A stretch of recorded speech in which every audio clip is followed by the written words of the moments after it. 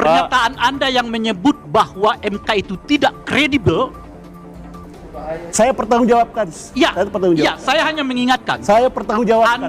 Kalau Anda menyatakan Anda datang ke sini sebagai anggota DPR, oke? Ya. Dari fraksi Golkar, maka pernyataan Anda itu akan bisa berlanjut ke soal status Gibran. Pilkada dilaksanakan oleh DPRD. Justru putusan Mahkamah Konstitusi itu yang nggak kredibel. Anda mewakili DPR. Saya mewakili DPR dan Partai Golkar. Melekat di saya hak legislasi. Mohon maaf, pernyataan Anda yang menyebut bahwa MK itu tidak kredibel. Saya pertanggungjawabkan. Ya, ya, saya hanya mengingatkan. Saya pertanggungjawabkan. Kalau Anda menyatakan Anda datang ke sini sebagai anggota DPR, oke? Ya. Dari fraksi Golkar, maka pernyataan Anda itu akan bisa berlanjut ke soal status Gibran. Pak, putusan yang saya bicarakan adalah putusan Mahkamah Konstitusi terkait dengan kalau Anda mau mengatakan oke, nanti kita lanjutkan, saudara, tetaplah. Demokrat kenapa sih berbalik arah sekarang berbeda dengan sikap 2014? Konteksnya dalam setiap keputusan tentu memiliki konteks argumen yang beragam. Topik kita ini tentang pilkada langsung dan tidak langsung. Hubungannya sama desentralisasi itu apa ya? Dari tadi abangku yang terhormat belum menyampaikan argumentasi sedikit pun terkait bagaimana sikap Partai Demokrat tentang pilkada yang berubah dari 2014 sampai sekarang. Jangan-jangan pemilihan presiden juga nanti lewat MPR. Balik lagi gitu loh. Pertanyaan Mbak kita ini sederhana. Kenapa Demokrat berubah? Bahwa pilkada DPRD salah satu yang paling mendasar adalah faktor korupsi. Proses pemilihannya dengan kode dan lain sebagainya, itu modusnya sudah ditulis secara yang ditanya di tadi dalam konteks itu, kemudian evaluasi itu dilakukan. Yang ditanya tadi itu, tolong sebentar. Dikembalikan di dalam yang ditanya tadi itu, kenapa Demokrat berubah sikap? Harus disikapi. Nah, adapun berubah sikap, itu hal yang biasa, Bang. Biasa dalam arti begini. Jadi biasa berubah-ubah. Perdebatan seru terjadi dalam acara diskusi publik terkait pembahasan tentang pilkada kembali dipilih oleh DPRD. Masing-masing kubu saling mengeluarkan argumentasi antara yang mendukung dan yang menolak. Hingga perdebatan pun melebar sampai kepada putusan MK yang meloloskan Gibran bisa menjadi wakil presiden. Di kubu yang mendukung pilkada lewat DPRD ada politisi Demokrat Hoirul Umam dan Ahmad Irawan, politisi Partai Golkar. Sedangkan di kubu yang menolak pilkada lewat DPRD ada Adian Napitupulu, politisi PDI Perjuangan, dan seorang aktivis Rai Rangkuti. Demokrat kenapa sih berbalik arah sekarang berbeda dengan sikap 2014? Konteksnya dalam setiap keputusan tentu memiliki konteks argumen yang beragam. Ini kalau misal tadi mendengarkan penjelasan dari Profesor Niam, saya pikir sudah clear. Tafsir itu selalu terbuka, tidak ada tafsir yang tunggal, Mbak ya. Bahkan dalam konteks putusan MK, kita juga tahu MK dalam satu titik menetapkan misalnya GR sekian kali itu terkait dengan presidential threshold, kemudian akhirnya dihilangkan. Artinya apa? Bahwa dalam konteks perubahan sikap, perubahan keputusan, itu satu hal yang wajar. Dalam tradisi hukum Islam juga ada, Mbak ya, qaul qadim dan qaul jadid. Artinya begini, kita dalam konteks mengeluarkan Perpu di 2014, kita juga betul-betul mendengarkan aspirasi dari civil society. Praktis satu dekade pelaksanaan pilkada langsung, orientasi kita sebenarnya sama, bagaimana kemudian menghadirkan local good governance. Yang kita harapkan, secara teoritik, ini kan upaya deepening democracy. Ketika pilkada langsung dilakukan, maka harusnya secara prinsip, proses transparansi terjadi, partisipasi terjadi, kemudian policy di tingkat lokal juga mendapatkan aspirasi dari masyarakat. Tetapi kemudian perdebatan itu cukup banyak. Kalau misal tadi dilakukan oleh teman-teman di MUI misalnya, itu di 2012. Saya masih ingat betul, di 2013 ada satu jurnal dipublish oleh Cornell University.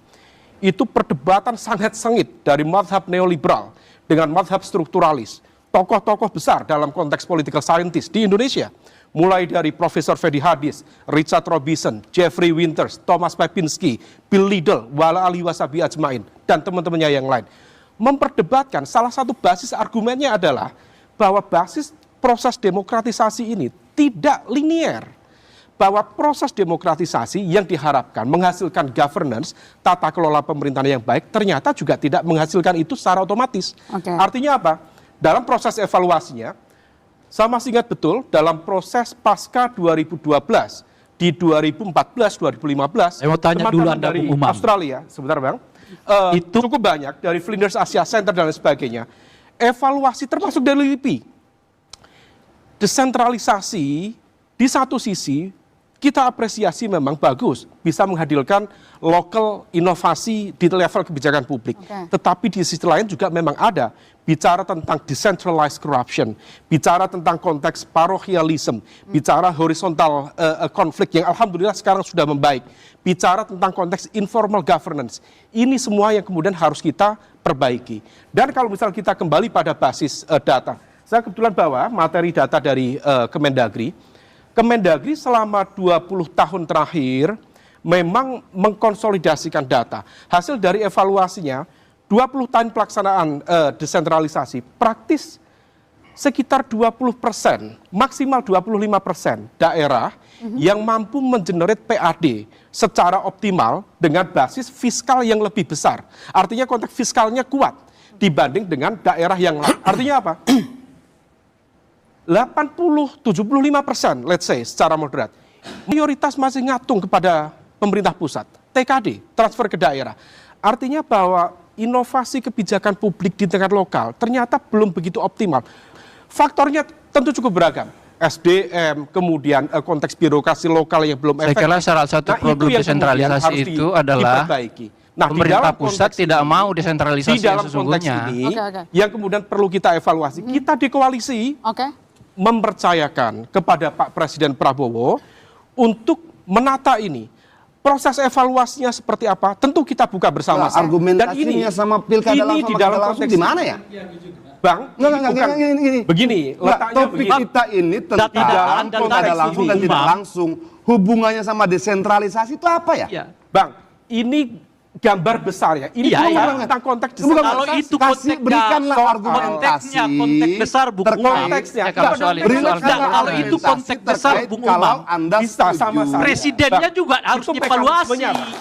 Sistem presidensialisme ini harus dievaluasi. Kalau argumentasinya seperti itu, kalau argumentasi seperti itu, kenapa saya melihat ada hidden agenda lain? Hidden agenda apa? Jangan-jangan kita mau sentralisme lagi. Kalau poinnya itu, kalau Partai Demokrat secara clear, kita tidak mengarah ke sana. Diskusi kita malam kalau hari Demokrat ini, tidak setuju sentralisasi, itu berbicara. mestinya mereka tidak setuju pemilihan poinnya yang mana ini? Poinnya yang mana ini? Diskusi kita malam hari ini adalah sebentar, supaya mengeluarkan seluruh argumentasi terbaik kita terkait pilihan pilkada langsung atau tidak langsung. Kenapa melebar jadi desentralisasi dan sentralisasi? Bang, dari sebentar, please. Dari tadi abangku yang terhormat belum menyampaikan argumentasi sedikit pun terkait bagaimana sikap Partai Demokrat tentang pilkada yang berubah dari 2014 sampai sekarang. Yang abang jelaskan panjang lebar tadi tentang bagaimana kualitas republik, penggunaan anggaran setelah desentralisasi. Kalau kemudian itu yang abang bicarakan, kenapa sih berbeda? Oke, Bang. Seolah-olah mau sentralisasi kembali. Cukup, Bang? Sebentar, belum. Nanti saya tentukan cukup atau tidak. Nah, setelah sentralisasi nanti kembali lagi, jangan-jangan pemilihan presiden juga nanti lewat MPR. Balik lagi gitu loh. Menurut saya begini, pertanyaan Mbak kita ini sederhana. Kenapa Demokrat berubah? Dulu Pak SBY sendiri yang keluarkan Perpu. Belum. Nah, Perpu itu Perpu itulah yang kemudian dijalankan sampai sekarang karena dia menjelma menjadi undang-undang. Itu loh. Apakah kemudian perubahan ini terkait sesuatu? Jelaskanlah. Itu loh. Cukup, Bang? Cukup. Oke, baik. Bang, konteks kerangka berpikirnya kita meletakkan bahwa evaluasi langsung atau tidak langsung. Kalau misal tadi kembali kepada tujuannya, apa sih tujuannya, Bang? kita melihat tujuannya adalah menghadirkan local good governance, tata kelola pemerintahan lokal yang baik. Karena itu adalah evaluasi mendasar. Saya masih ingat almarhum Rizwanda Imawan, teman baik dari teman-teman GMNI, teman-teman PDIP, konstruksi berpikirnya waktu itu sangat genuine, sangat legitimate. Evaluasi yang dilakukan waktu itu juga sama, bahwa pilkada DPRD, salah satu yang paling mendasar adalah faktor korupsi. Proses pemilihannya dengan kode dan lain sebagainya, itu modusnya sudah ditulis. Enggak, yang ditanya di tadi dalam konteks itu, kemudian evaluasi itu dilakukan. Yang ditanya tadi itu, tolong sebentar. Dikembalikan di dalam yang ditanya konteks tadi itu, kenapa Demokrat berubah sikap? Harus disikapi. Nah, adapun berubah sikap, itu hal yang biasa, Bang. Biasa dalam arti begini. Jadi biasa berubah-ubah. Ya enggak, biar jelaskan pertanyaannya. Saya sampaikan, di dalam konteks itu selalu ada perubahan, itu hal biasa. Di dalam ini ya, ada Pak Enggak, Yai, pertanyaan ada dari- qaul qadim, ada qaul jadid. Setiap qaul di dalam fatwa, di dalam keputusan pasti punya konteksnya. Pertanyaan dari moderator memiliki kita argumen di tadi, situ. kenapa Maka, berubah sikap? di level ini, akuntabilitas kekuasaan saat ini dipegang oleh Pak Prabowo, kita percayakan, Bang, kepada Pak Prabowo untuk memimpin. Apakah kemudian, dan seingat, Bang, Pak Prabowo kalaupun kemudian, ini kan argumen besarnya, ingin DPRD, pilkada. Umam, saya mau Tetapi tanya nih. belum tentu loh, Bang. Saya Kita mau masih tanya ingat, nih. Bang, ada satu momentum di ujung 2024, Bang. Ketika Pak Prabowo meyakini PPN 12%, sangat ke. Tetapi ketika kemudian civil society bergerak, memberikan respon yang sangat objektif. Saya mau tanya sedikit, Umam. Saya mau tanya sedikit. Saya mau tanya sedikit, Umam. Boleh saya tanya sedikit? Artinya Saya tanya sedikit saja. ada kebijaksanaan. Saya mau tanya, Mimpin. saya dari tadi nanya, itu yang nanya sedikit kepada Umam. Enggak, sudah jelas sebenarnya disampaikan tadi. Kalau ada gerakan besar, bisa berubah. Ya, silakan. Oke, baik. Pak Jayadi, Kenapa korupsi? silakan. Korupsi. Korupsi itu kan soal tata kelola. Iya, betul. Kenapa disalahkan ke sistem pemilihannya? Betul. Kenapa ada money politik? Money politik, biaya pengamanan, biaya apa lagi? Mahar. Hadiah, mahar segala macam. Itu kan semua terlarang menurut undang-undang. Betul. Terlarang itu. Jadi kalau partai-partai politik mengakui biaya politik tinggi di luar yang dilaporkan itu, berarti mereka melanggar undang-undang dong. Iya kan? Iya kan? Atau berarti penegakan hukum jadi problem. Jadi Pak Yai, mafsadatnya itu tidak harus diganti dengan mengganti sistemnya. Tapi ya mafsadat itu tidak harus diperbaiki menjadi maslahat dengan cara mengganti sistemnya. Adalah dengan memperkuat penegakan hukum. Betul. Jadi Pak Jayadi, Anda Jadi melihat maksudnya ada gini, kenapa partai-partai ini berkoalisi sampai 81% jumlahnya untuk mencabut hak demokratis rakyat itu? Harusnya mereka berkoalisi, kalau memang pro rakyat, berkoalisi untuk dengan sebenar-benarnya memberantas itu politik uang. Siapapun, Jadi karena itu dianggap menyebabkan korupsi kan? Ya. Siapapun yang melakukannya itu didiskualifikasi. Oke. Gitu kan? Betul. Oke, Pak Nah Jayadi. kalau itu tidak dilakukan, ganti sistem sama aja. Ya kan? Sementara rakyatnya, haknya yang sudah dia menikmati selama 20 tahun, hilang gitu. Oke. Di dalam negara demokrasi, ini teorinya secara politik Mbak Titi, bukan secara hukum. Kalau hukum kan Mbak Titi ya. Di dalam negara demokrasi itu, ini mohon maaf Pak Yai, teori politik nih, rakyat yang berkuasa, satu. Rakyat yang memerintah. Gitu. Memerintah itu yaitu bikin kebijakan segala macam. Mbak, aku ada pertanyaan Tapi- satu, Mbak. Bisa nggak? Sebentar. Lanjut dia, Tapi nanti Pertanyaan teoritik juga. Demokrasi itu mengenal nggak demokrasi perwakilan? demokrasi itu ada dua. Demokrasi Mbak, jawabannya, langsung. Bang. Mengenal nggak demokrasi Sebentar dulu, perwakilan? saya ngajar. Adalah Sebentar, Mas. demokrasi tidak langsung Mas, melalui ya. Saya memang baru ngajar ilmu politik, baru 26 tahun. Ya. Demokrasi itu ada langsung atau tidak langsung. Tidak langsung itu perwakilan. Ada nggak demokrasi langsung di dunia ini sekarang? Nggak ada. Semua demokrasi di dunia ini sekarang, Bang Irwan, Ya. tidak langsung atau perwakilan. Jadi siapa yang berhak nunjuk wakil itu? rakyat. Yang punya kekuasaan, yang punya daulat. Siapa yang punya daulat? Rakyat. Tugas Anda Pak, sebagai DPRD DPR. Pak dipilih oleh rakyat, Pak. Iya. Iya, Pak. Jadi Anda DPR, Kenapa kita bilang bahwa pilkada oleh DPRD itu anti demokrasi? Rakyat tidak setuju pilkada langsung. Sebentar, Rey. Anda anggota DPR, DPRD Suruh bikin dikasih perda, bikin mandat undang-undang. oleh rakyat untuk melaksanakan pemerintahan di bidang legislatif. Anda tidak diberi mandat untuk bidang milih wakil eksekutif. rakyat lagi. Enggak, Pak. Rakyat ini udah Kepala daerah itu wakil rakyat melakukan pemerintahan di bidang eksekutif. Siapa yang punya mandat? Betul. Rakyat. Prof. Kecuali kalau Anda mau mengubah sistem kita menjadi sistem Enggak, parlementer. Betul. Kalau Rakyat Anda mau masih cuma satu kali presidensial. pemilihan, ubah sistemnya jadi Enggak, sistem Prof. parlementer. Prof, sendi dan fundament negara kita yang saya ketahui ada 3, Prof. Satu, bahwa negara kita adalah republik. Yang kedua, daulat rakyat dilaksanakan menurut Undang-Undang Dasar. Iya, betul, betul. Yang ketiga adalah negara kita adalah negara hukum. Ini sendi fundament. Oh iya negara benar semua kita. itu. Apa masalahnya? Dan ini yang saya mau katakan. Apa masalahnya? Anda kalau kemudian- memahami perwakilan itu salah. Loh, siapa bilang salah? Bukan sederhana, Konstitusi kita mengatur begitu. Dan konstitusinya sudah diterjemahkan oleh Mahkamah Iya. Konstitusi. Putusan Kalau Mahkamah Konstitusi sudah menerjemahkan, kenapa kemudian dipertanyakan kedaulatan rakyat Mbak, dilaksanakan putusan- menurut Undang-Undang Dasar? Mahkamah Konstitusi putusannya final dan mengikat sebagai penafsir konstitusi. Mbak, Tadi putusan perubahan Mahkamah soal ambang batas Konstitusi- pencalonan presiden. Yang mengubah bukan pembentuk undang-undang. Mahkamah Konstitusi berubah pendirian. Mbak, dengan Jadi segala jangan hormat. pembentuk undang-undang yang mengubah. Mbak, gitu. dengan segala hormat bahwa Mahkamah Konstitusi putusannya tidak ada final dan binding. Yang ada berubah-berubah.